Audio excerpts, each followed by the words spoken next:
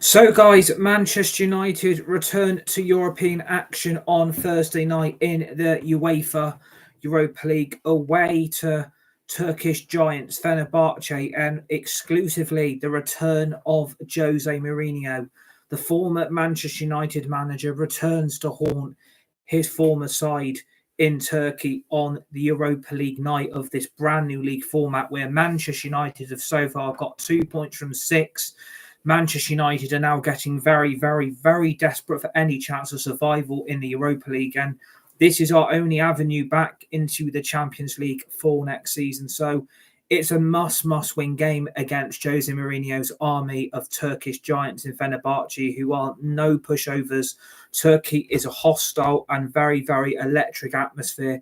Every time you go and play a Turkish club like Besiktas and Fenerbahce and Galatasaray, it's always a hostile atmosphere for any club going to play them at home in the country of Turkey. And Manchester United really have got to go to Turkey and win. Like, I can't tell you how much enough that Manchester United need to win this game because, as I say, the stats do not lie.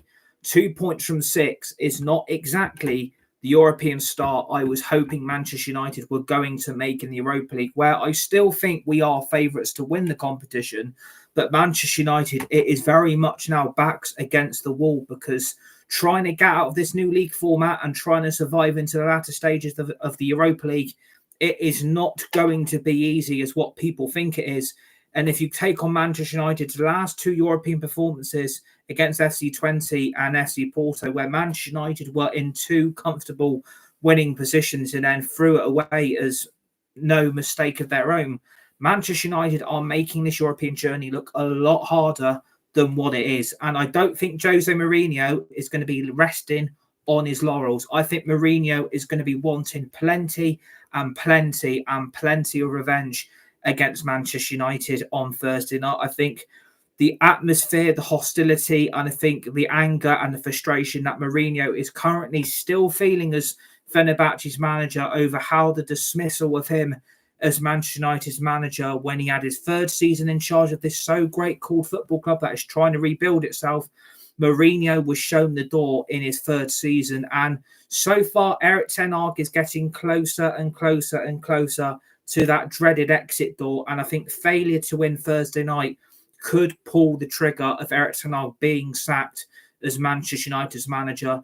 I'm kind of hoping after what we saw at the weekend, where we probably played our best 45 minutes of football against Brentford at Old Trafford on Saturday afternoon, I'm kind of hoping the positivity and the aggression as well as the good attacking football will be displayed on Thursday night. But I don't think this is going to be easy because I think if Jose Mourinho was still here, I think Manchester United would have still been a global success. I still think Manchester United would have got back to being their best that they could have been in their entire club's history. I think Mourinho's sacking was handled so badly. And looking back on it then, all those years back, it was the correct thing to do. But I think the way the football club and the way they handled Mourinho sacking, where basically the players went behind the manager's back and got Mourinho gone. Mourinho didn't like it. Mourinho didn't like the way he was sacked. He didn't like it how the board and the owners believed the players over him. But you've got to give Mourinho credit that Mourinho was so right about this football club. He went into that club and had to basically do everything on his own. He had to handle the transfers, the coaching, the youth setup, certain players he wanted, certain players he wanted gone. Mourinho went into that football club absolutely blindfolded of how badly Manchester United were back then. And Mourinho exposed it time and time again. Every press conference, every interview, Mourinho exposed how badly this football club was, of how many players at this football club were letting the manager down massively. And unfortunately, and it's a massive unfortunately, a lot of these players are still at this football club who have been given still the chance to prove themselves under Erik ten Hag. Those players threw Mourinho under the bus. They got rid of him. They got him the sack. They got him gone. And Mourinho was basically thrown out the door. He was sacked for no fault of his own. The performances weren't there, the results weren't there, and you couldn't really blame Manchester United for sacking Mourinho way back when. But now looking back on it in hindsight, Mourinho was right. And those players, we all know who they are. We know exactly the troublemakers. We know the problems in that dressing room. We know which players are the snitches. And we know what players are causing Manchester United's problems on and off the pitch. And it's still a problem today. Man United have still got a lot of player power problem at this football club. Player power all of a sudden has come back into this Man United dressing room, and the results haven't been there. The performances haven't been there, and the manager's yet again the one who's getting crucified. But Mourinho was telling the truth. There's too many bad eggs in that basket at Manchester United, and we know who they are. Fred was a problem. Matic was a problem. Pogba was a problem. All no longer here. So that was probably a positive sign to get rid of all three of them. But unfortunately, players like Victor Lindelof, Diego Dalot, Luke Shaw, Marcus Rashford, there are so many players that were here under Mourinho that was such a big problem under this manager. And basically, the players he got and the players he inherited are still here today. And all those players that I've read out to, the ones that are still here, are still being given the opportunity to prove themselves as a Manchester United manager. Well, I think we would be better and better off without those four problems in that dressing room. And I don't exactly think any of those players offer Manchester United anything defensively going forward or in the midfield. I don't think Manchester United can rely on those four problematic players. But I think the big talking point from Thursday night's game, I think the two talking points we need to discuss about what that midfield three is going to be on Thursday night, because we have got no Bruno Fernandes. Unfortunately and idiotically, he got sent off for a second yellow card against FC Porto away in Portugal in our previous Europa League game. So we unfortunately have no Bruno Fernandes, who is probably at this current moment in time our best midfielder, who obviously got the assist with this cheeky little flick, which fell through nicely to Rasmus Højlund, who got the ketchup on the chips and chipped it in to get that United 3 points at the weekend against Brentford. So Manchester United are without Bruno Fernandes, who is their main midfield maestro that can create so many attacking opportunities for Manchester United going forward and getting the ball. He does get that ball moving a lot more forward, a lot quicker than the current midfield selection that we've got.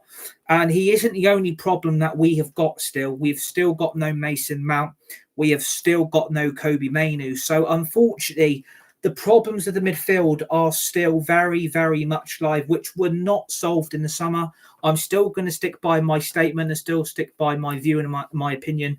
Manchester United's midfield was not improved enough in their summer transfer window, where we could have had Adrien Rabiot on a free transfer and Manchester United let slip that they wanted him, and we were that close to getting him. But unfortunately, we got rejected by Rabiot, or Man United didn't really take that signing seriously enough. And he ended up at the French club Marseille, who are doing very, very, very well in Ligue 1 under Roberto De Zerbi now, with the likes of Mason Greenwood also there and Paul Pogba also being linked with a move to Marseille in France. So Man United's midfield is basically on its knees again, because we have got no options off the bench for Thursday. We unfortunately have got no Mainoo, who's out for 4 weeks, so let's call it a month. His midfield versatility is going to be a big miss going forward for the rest of these next 4 weeks, where we've got crucial games coming up against West Ham. We've also got Leicester in the Carabao Cup. So Man United are missing a hell of a lot of midfield options, and it would be nice to have one of those two options available for Manchester United on Thursday night. Mainoo we could have done with him, and we could have also done with having Mason Mount available. And I don't know what Mason Mount's other injury is, but it looks like Mason Mount is up for a long period of time again. And again, we should have never have signed Mason Mount. We could have done with him at this pivotal point of the season where we are still kind of struggling to get our style of play on the pitch recognised. And we are struggling with a lack of attacking options for that midfield to be anywhere near secure than what it should be. And we are basically down to the bare bones again. The midfield, I still think, is the biggest problem at this football club. It wasn't improved enough, and we are going to have to basically suck it up on Thursday. And if it does go wrong, which I'm possibly going to think it will, because I think Mourinho's side are going to go out there and fucking go for us, because Mourinho is going to want that revenge. He's going to want that win, and he wants to show what Manchester United have done. They should have never sacked him. Mourinho should have never, ever been sacked. I think if Mourinho was still here now and he had this proper structure above him, Mourinho would have been a success at Manchester United and he would have delivered the Premier League title. Mourinho should have never been sacked. But Manchester United have also got to suck that up. That sacking him was a major, major wrong decision to do, to then bring Solskjaer, then to Ragnick, and then to Erik ten Hag. It's basically gone wrong since Mourinho is sacked, if we're all going to be honest. I think it's gone wrong since Mourinho had been sacked by this club. Man United absolutely bargained on Ole Gunnar Solskjaer being the interim coach. It all went well for a while, but then come the end of the season, it then went horribly wrong when Man United lost 3 or 4 games in a row. And then all of a sudden, let's go and give him the manager's job permanently. And that all then ended in tears, which was no really a big surprise, really, that Solskjaer was going to be shown the door, because I think, Solskjaer, his career is now ended. His career is no longer as a manager. His history and what he's done for this football club has gone out the window, because he was a shit manager who should have never been given the job in the first place. Ex-players do not become great managers. I have to get you on that bandwagon. Ex-players do not become great managers, and that is being shown in the worldwide, global of European and English football at this current moment in time. Great ex-players do not become great managers, and this is why Manchester United, I think, have regretted letting Mourinho go, because I think if he had Ineos working with him above him and working alongside him, Mourinho would still be our manager. I think Mourinho would have guided Man United back to the Premier League title, and he should have never have been sacked. He won 2 trophies in his first season. Second season, he got us into second, and then the third season, he was then sacked. So I don't understand why we sacked him. It was the players who got him the sack, and those players are still here. But some of these players are long gone now. There's not a lot of this squad currently left that Mourinho inherited or brought in, because Victor Lindelof was a sign-in. So was Diego Dalot. And again, we've got a lack of options, not just through the midfield. And again, I think the conversation has to go back onto that. I mean, we are missing Mainu. We're not really missing Mason Mount, because I don't really think Mason Mount offers Manchester United a hell of a lot, if I'm going to be really honest with you. I think Mason Mount was a mistake of a signing. 60 million flop down the drain. Mason Mount's injured again. It doesn't really surprise you that Man United are struggling with the midfield. We really desperately needed 2 midfield signings in that summer transfer window, because without Bruno, we don't really have that creativity.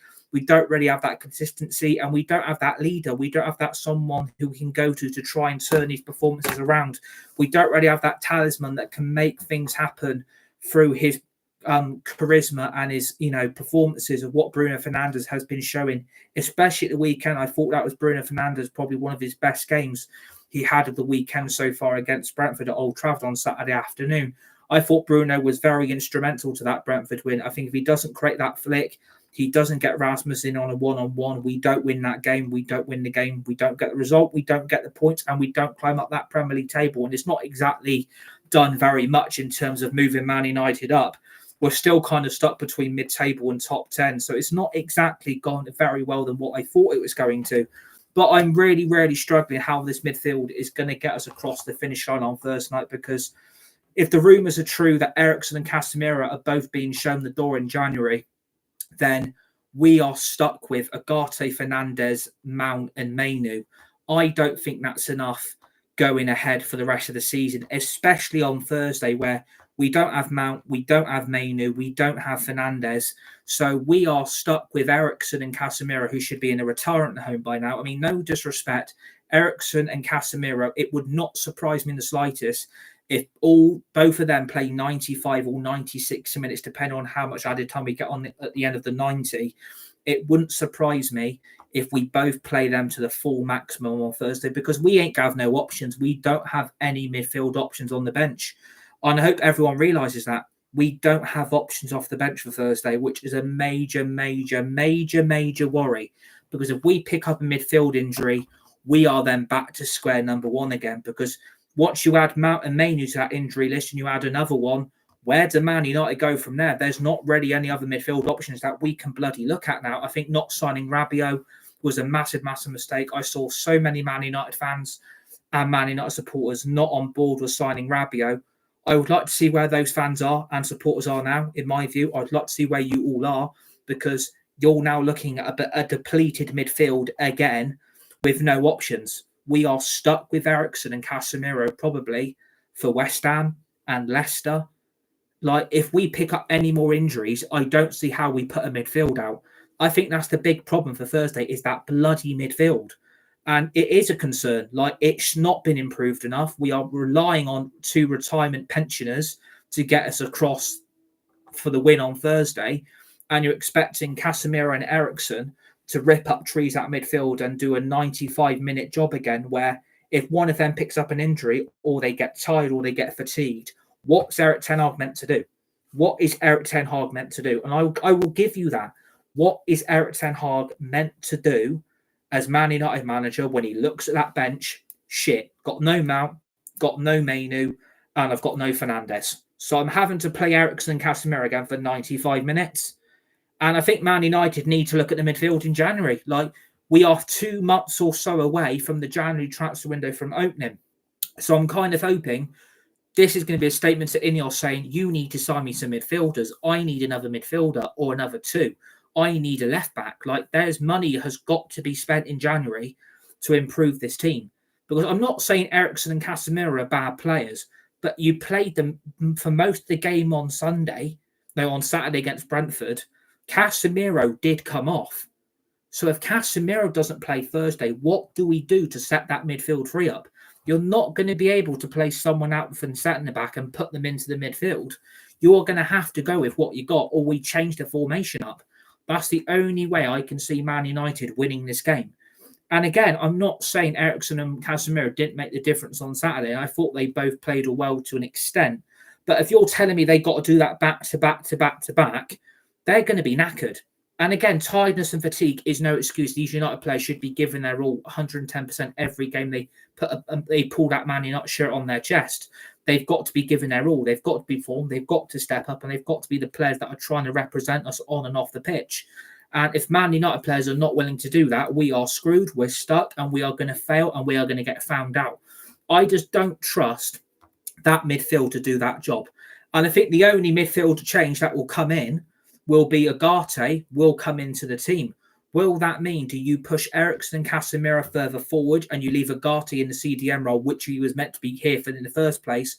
And if the rumours are true, he is going to be starting Thursday night, then he's going to have to start anyway. I don't think Erik ten Hag is going to have no choice. And maybe Erik ten Hag doesn't want to use Ugarte. Maybe he's not a big fan of Ugarte. Maybe he didn't want him. But again, what does really concern me is I've heard this not just once, not just twice. I've heard this for 3 times in the last 4 or 5 days. We should have never let go of McTominay. McTominay going was a big, big mistake. We should have never sold him. I wanted him here. I wanted to keep him. I think Erik ten Hag, you need to get over your McTominay fanboy club. You need to realise we needed to sell to bring in more players. We needed to sell to bring you Ugarte. You need to get over the McTominay's gone. But it wouldn't surprise me, come January or come next summer, if ten Hag is still here, ten Hag will be banging on Ineos' door, bring me back McTominay. It would not surprise me if Scott McTominay somehow makes his way back into a Man United shirt.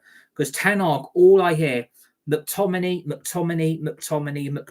I mean, is he in the purple hang? Is he in the purple hang gang? Like, I'm not being rude. We're not Horrid Henry here, where anyone can just join. There has to be certain limits and certain restrictions of quality being able to be delivered into this club.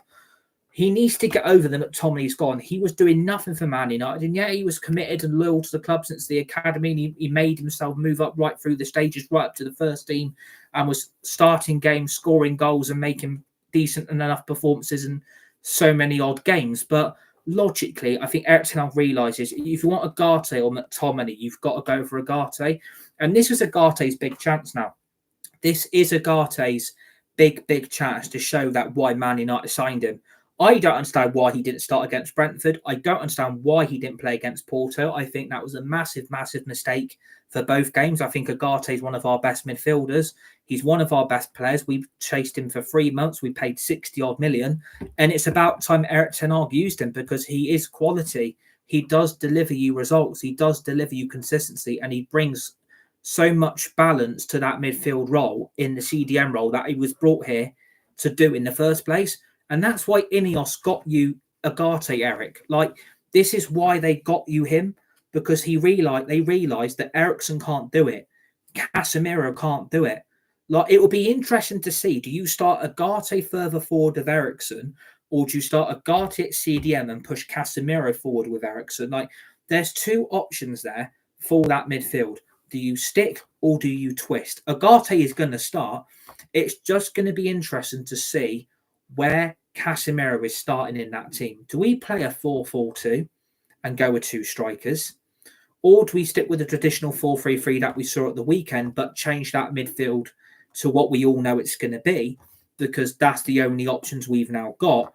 I just want to know who's going to be playing where, because I think for me, I've got concerns playing Agate further forward, and I've got concerns playing Casemiro further forward. I would rather, in my view, I don't know, I'm conflicted because Agat's been brought in to do the CDM role. You need to do that role. So that needs to happen anyway. But would you start Casemiro at CDM and push Agate forward? That's the problem I've got. That's the only thing I do not know who's going to be starting where in that midfield, because I think we need to stick with a 4-3-3 and we need to go with two wingers and a striker, because I just don't think it going back to a 4-4-2 is going to work for Man United anyway, because that's not what we want to do. We want to attack the back four. We want to get in amongst the penalty area. We want to score goals. And, you know, at the end of the day, Agate's now got to prove a point. Agate's got to show to Erik ten Hag that you need to be starting me, because if he doesn't start now, is he ever going to get into that team? And that's my concern. I don't want Agate to end up like Donny van de Beek. That's my issue. I don't want a Donny van de Beek 2.0 situation where he's here for very long and then we sell him for very, very cheap. That is what concerns me going forward. I don't want Agate to end up like Donny van de Beek, because Donny van de Beek was never given a chance. But again, Solskjaer didn't want Donny van de Beek. He wanted Jack Grealish, and the club went over Solskjaer and got him Donny van de Beek. And look how that ended. We sold him for 500,000 in this summer transfer window. I mean, I don't want that to repeat itself. I don't want to be in that situation where we sell players for cheap. But again, it wouldn't surprise me. It would really not surprise if we end up in that situation. But I think, you know, you look at that Fenerbahce team and it's got quality players. There's a lot of well-known players in that team. We've got Yusuf El Nazari, who's the ex-Sevilla forward who can score goals. We've got Alan St-Maximin. I mean, I wanted St-Maximin at Manchester United. How we avoided him when he went to Saudi from Newcastle is ridiculous. Edin Dzeko, the ex-Manchester City striker, who can score you goals. Cech Tosin, ex-Everton striker, can score you goals.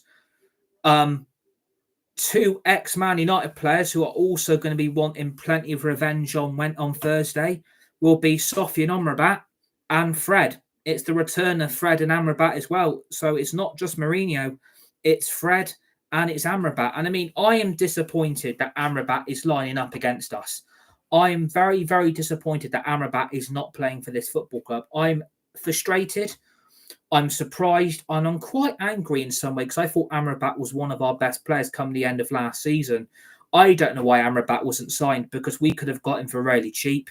He was there to be brought. He was there available from Fiorentina to get. And Man United didn't decide to make the loan deal into a permanent one, which I don't really understand. I think we could have done with Amrabat at this moment in time. I mean, do we look at Amrabat in January? Would that be an option for Manchester United? Would you go for Amrabat in January and talk to Fiorentina about terminating his loan at Fenerbahce and let Man United have him? Because the problem is, if it doesn't work out for Amrabat at Fenerbahce and he goes back to Fiorentina, he's only got 6 months left on his contract. So they're going to lose him for cheap. And I mean, quite cheap. They could lose him for about 5 to 8 million because of the amount of months left on his contract. So he's only on loan at Fenerbahce and he's doing good things from what I'm hearing. Amrabat's been a quality signing for Fenerbahce. And if you look at Man United's midfield problems, we could have done with Amrabat right now. I think Amrabat probably would have started with Ericsson and Agate. I think that probably would have worked on Thursday. But again, I don't understand why Ineos and Ten Hag overlooked Amrabat. Maybe they didn't think he was good enough. Maybe that's not the type of midfielder they want to look at for the future. I'm not sure why Amrabat wasn't signed, but it bewilders me because he was there available for cheap. And Man United could have got him cheap. That is my argument here. We could have got Amrabat on loan again, or we could have got him for cheap. And it doesn't make sense why Amrabat's not here. Because that Amrabat situation would have helped the current situation. Because we're stuck with 3 midfielders. We haven't got anybody else. Who are we going to turn to? I mean, God forbid if Agate or Casemiro or Ericsson pick up any injuries or fatigue Thursday, we are screwed. Like, we are massively screwed. And I think Amrabat is going to want to prove a point. He's going to say to Manchester United, well, up yours. Up fucking yours for a point. You led me on. You dragged me up the garden path. I thought you were going to sign me. I thought you were going to bring me back permanently.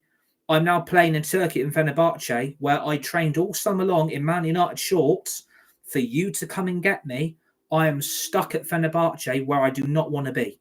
But he's producing world-class performances. And it doesn't surprise me. So Amrabat is going to want to prove a point. Amrabat's, well, do you know what? Fuck United. I'm here now. I'm going to show you what you're missing. And it would be a real kick in the teeth if either the ex-United midfielders in Amrabat finds the net. But also, look who's doing well in a new league. I mean, Fred was a bad signing. I mean, that sanction of Fred for the signing when we first brought him under Mourinho was sanctioned by Kieran McKenna, the current Ipswich Town manager. I didn't know this until I saw it yesterday. Kieran McKenna brought Fred to Manchester United. All of a sudden, you look at Fred now at Fenerbahce, and didn't he score a hat-trick this season? In one of the early starts of the game, in one of their early games of the season, was it the end of last season, or was it last season during it? But Fred is doing well at Fenerbahce, and I'm quite surprised how well he's doing. I mean, was that a regret selling Fred? I mean, I don't miss Fred. I don't think he really offered Man United anything, really, going forward or defensively. And, you know, we were stuck with the McFred combination, weren't we? We were stuck with Fred and we were stuck with McTominay. They were starting a lot under Solskjaer. They were starting a lot under Ragnick. And we needed to change that because it was not fucking working. And Man United were not winning games. We weren't consistent enough in that midfield. The midfield battle was getting overrun by every opposition we come up against because they simply had better and bigger players who were better than Fred, who were better than McTominay. So Fred is doing well at Fenerbahce. Like, he's doing fantastic. I mean, I wish Fred all the best in his career. It didn't work at Manchester United. He didn't really do what Man United wanted him to do. And when we paid 50 million to him, Shakhtar Donetsk went to the bank and laughed all the way there. It was like the 3 little pigs.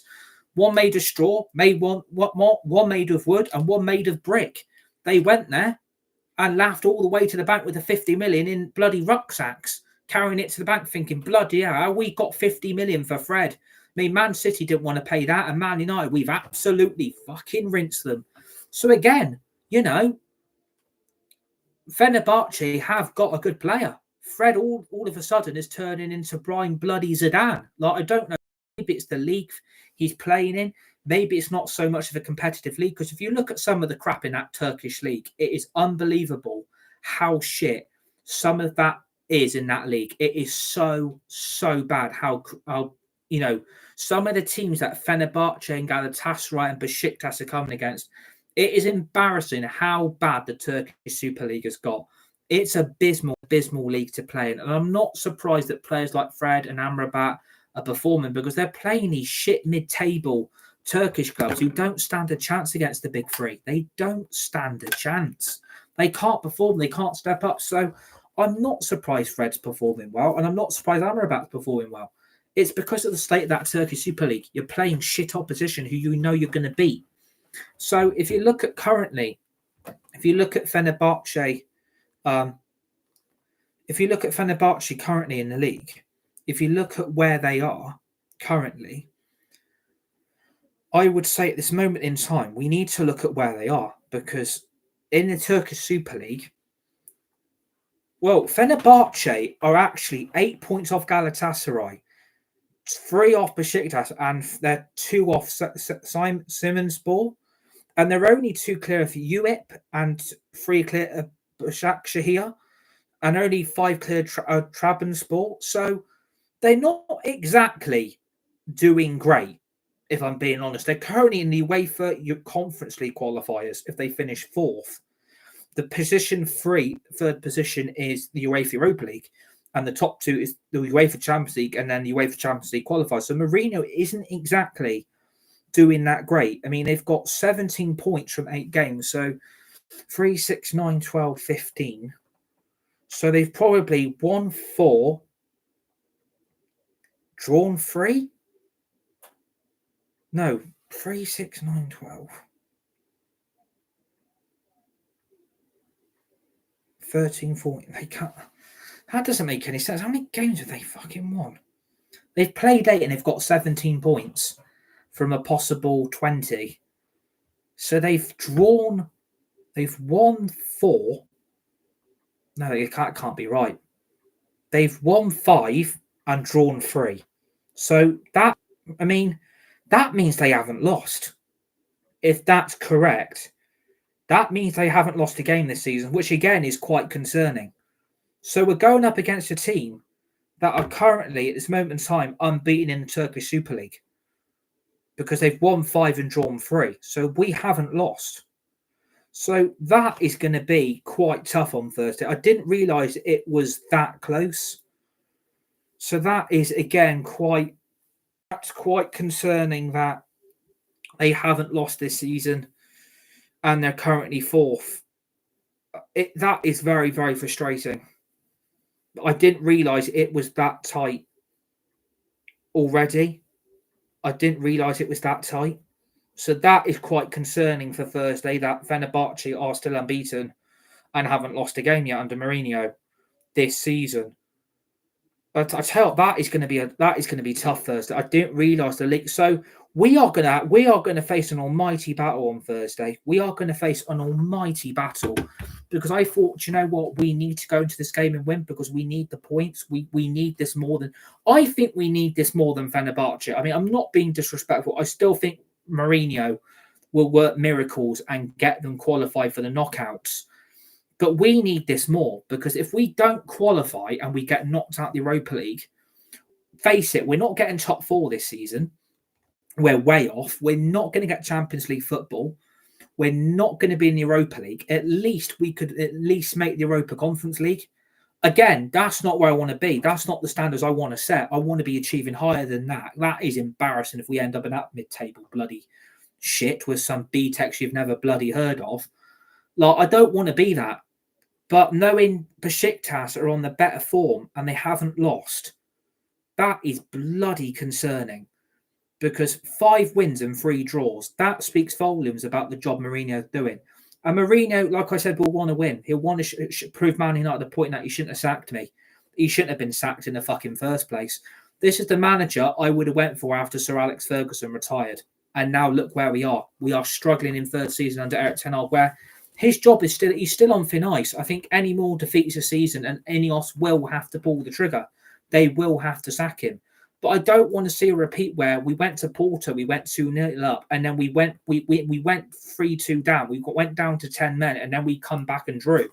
We need to be winning these games. Like, the more points you drop in these next 6, we've basically got 6 more Europa League games to turn this around. So after Thursday, we'll be down to 5 matches where we need to keep winning because you're playing 8 games now instead of 6. So you're playing 2 games extra than what it was in last season's Europa League and the Europa Conference League and the UEFA Champions League. So you're playing 2 games more where you need 2 more. You need 2 more results. And I think if we end in a draw, it's a disaster. If this ends in a defeat, it's a nightmare. But if we win, we move up the league format, which I don't like, by the way. I think it absolutely stinks of desperation from UEFA and FIFA to scrap, which was so fun, which was the original group stage draw. I still don't like it. I think it's a complete waste. You're putting more pressure on players to keep playing games week in, week out. And a lot of players who said they're fed up with that have got themselves injured. Rodri, Alisson. There's been a lot of players moaning about the amount of game time players have having to play because the amount of football that you have to go through. Again, I've got no sympathy for them because you are professionals. You need to grin and bear it. I don't care about your family time and what it could do to you. You're professional footballers who should be able to perform at the elite level. Stop moaning and fucking get on with it, because it's getting a little bit tiring hearing about players moaning about the amount of game time they're having to play, the amount of fixtures they're having to compete in. I don't care. You're playing for top clubs. Get the fuck on with it and stop moaning. And I think Ten Hag will say that Thursday. I don't think there'll be nowhere to hide if it goes wrong. But a lot of that Fenerbahçe team has got quality who can deal damage to that Man United team. I've not just got concerns about the midfield. We've also got a bloody concerning transfer story that we need to talk about. I mean, Joshua Zirkzee is apparently regretting his move to Manchester United. Well, I've got a message for Joshua Zirkzee. If you don't want to be here, mate, fuck off. Like, I'm sorry to say it's not working. It's not my fault you've gone nearly 8 or 9 games in a row without a goal. It's not my fault that you're struggling to adapt. It's not my fault that you can't put the ball in the net. And it's not my fault that you're bloody worse than Anthony Martial, because at least he could score goals. It's not my fault. If Zirkzee doesn't want to be here, get out the fucking football club. If he's moaning and he's fed up already, we should have never assigned him. That is also Man United. And if he's got that attitude and if he's got that mentality, I wouldn't be starting him Thursday. Fuck that. He can get out the fucking football club. If he's going to moan and complain about, well, I'm not settled here. I don't like it. I'm not scoring goals. I can't get any game time. Well, there's a reason for that, because you're shit.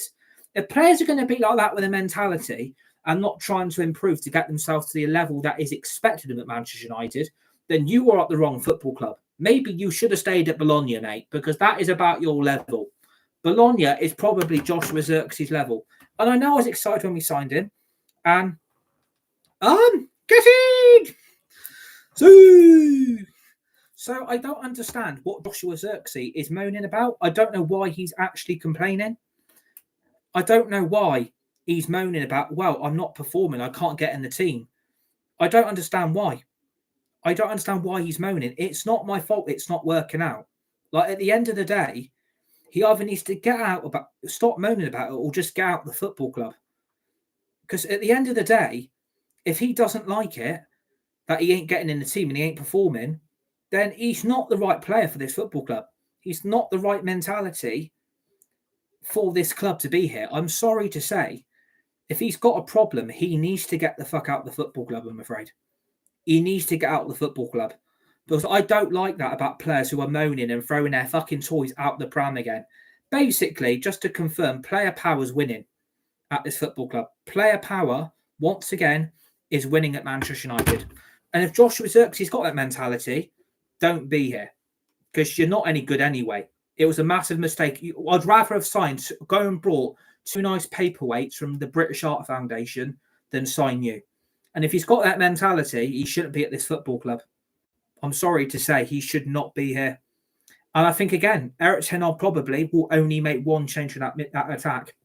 For me, Ahmad comes into the right wing.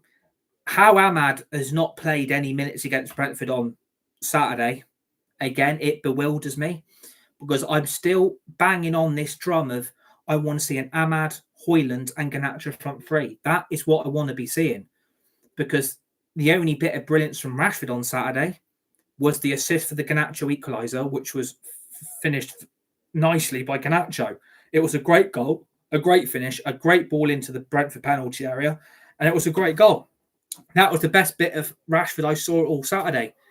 And that is the only change I would make, because I want to see a younger and hungrier front three go for it for the rest of the season, because I don't think we can rely on Rashford.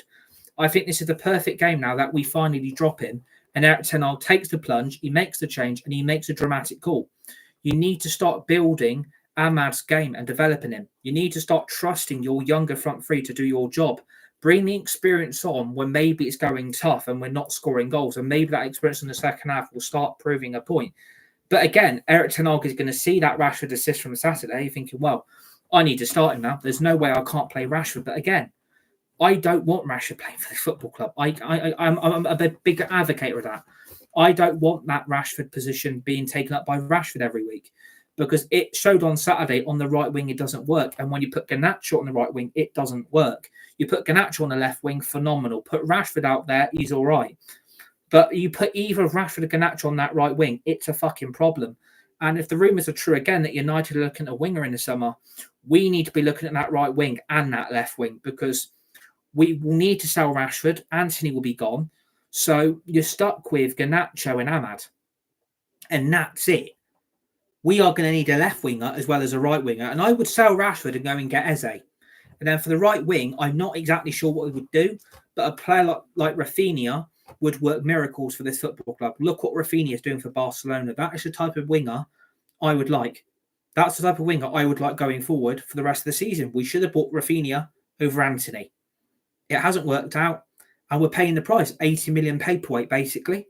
So, again, yeah, the front three, I think, should be Højlund, Garnacho, Ahmad. I think that is what it should be. But I think, I think Erik ten Hag will stick with Rashford. I don't think he will drop him because he's a Rashford fanboy. So, again, I can't see him dropping Rashford unless something miraculous happens. But, again, I think he'll want to go with experience. That is my problem. Because if we start playing badly and we go 1 or 2-0 down, we will lose the game. And then the experience will lack. The young players' heads will drop. And then we will fold away quite quickly. We can't afford to go goal down in Turkey. Because once we go a goal down, the floodgates open. And I think, remember, was it last season in the Champions League that we had Galatasaray away? We didn't get through and we were 2-0 up and we still didn't win. We were 2-0 up against FC Copenhagen away from home and we didn't win. We were on level terms with Bayern Munich and we still didn't win. So we are great at throwing away an away result away from home in the Champions League. And I think we're quite capable of doing that again in the Europa League. And let's hope that doesn't happen on Thursday night, because if that does happen, we are in big, big trouble trying to find a positive to turn that game around. And I don't want to be going there a goal down and then the floodgates open for Fenerbahçe, because Mourinho will celebrate like never before. And that in front of the United fans is not going to go down very well. So I think, United need to go there and we need to beat Fenerbahçe. It's mission impossible, I think, for me. I think if we lose, we're out. I think we are good as out, but I just can't see with the rest of the remaining Europa League games we've got left. We've still got to play Rangers. I mean, how we're going to beat Rangers with the way they're performing at the moment, it's night and day where we wanted to be, in my view. So, we've discussed the attack. We've discussed the midfield. I think the back four, again, it will be De Ligt and Martinez. I think Mazraoui has to come back in because Dalot at left back don't work. Dalot at right back doesn't work. And you bring Mazraoui back in for Dalot at right back. And unfortunately, again, the still main talking point from this team is, why have we not signed a fucking left back? And I'm going to keep banging on the drum. We should have signed a left back in the summer, and we're now having to wait till January. And the days are still slow ticking by. I think this week's going very, very slow. I think this week especially, this week has gone very, very slow. And I think that's what it's going to be up till Christmas. I think the days are just going to keep going slower and slower and slower and slower till it grinds to a halt. And I think Man United are waiting for January. And that is the reason why we need a left back in January. And United are going to have to sanction a signing. They're going to have to find some money from somewhere. And don't come at me telling me, well, we need to sell to buy, financial fair play and all this bullshit. United are going to have to spend money regardless of financial fair play or sell to buy or not. Because the left back position is costing us. We've got no one going forward in that left back position who creates problems for the opposition. We've got no left back. We're basically relying on Dalot and Lindelof, who both ain't good enough. I'm sorry to say. I would love to know where the Diego Dalot fan club's gone this week, because he was exposed on Saturday, wasn't he? Massively exposed. The Diego Dalot fan club has gone very, very quiet, isn't it? Very, very quiet. We don't hear the Diego Dalot fan club now. Very, very quiet. So I'd love to know where you all are. I mean, Lindelof all of a sudden is back in connection because we've got no Maguire, no Malacia, no Shaw, no Yoro. So we have, we're down to the bare bones again. And I don't think we can use injuries as an excuse. Erik ten Hag can use it as an excuse, but it's nowhere to hide. You had that last season, and that excuse last season ain't going to cover this season, mate. You just need to get on with it and try and grind this till January until you get your left back. Because this is the main problem in this team, is that left back. It's costing us a lot. It's costing us every single fucking game. It's costing us a lot. And I hope United do improve it. United will have to sign a left back. I think the main target is Anton Robinson from Fulham. That's the left back I want. That's a left back I want for Man United's future because he can be trusted. I see what he's doing for Fulham and he's been marvellous. He's been fantastic this season. One of the left backs I think we need to try and get. Will Fulham sell to Man United? Yeah, forget that happening. They'll want 50, 60 million. So I think United are going to have to pay it. But again, let's wait and see. Score prediction wise for Thursday, I'm going to go for 2 or 3-0 United. If we can get the early goal and we can do what we did to Porto in the early stages of our last European fixture away in Portugal, then we could win this game. But never trust a 1-0 lead, never trust a 2-0 lead, never trust United away from home because it can all go wrong. So hope you enjoyed this live look ahead. Please hit the like button and the share button. Please keep subscribing to the channel. United Red Devils 20 on YouTube. Share the video. Hit the tweet button. Hit the retweet button. And to always remember, notification bell. Put that bell on at all times to receive dedicated and upcoming brand new content that we have got planned for the rest of 2024 this year on this channel. You're all amazing. Amazing community. Amazing bunch of subscribers and moderators. You all know who you all are. Amazing bunch of friends. Amazing bunch of mates. And then, yeah, please join for the full-time reaction once that full-time whistle goes away from Turkey between Fenerbahçe and Manchester United on Thursday night. Hopefully, we can actually get off to winning this competition and hopefully we will get out of the Europa League and into the knockout rounds. But this is Man United we're talking about. We never make it easy. So enjoy the rest of your week. Enjoy the rest of your Tuesday evening. Stay safe. Be nice. Be kind to each other. You're all legends. You're all legendary. See you on the next one.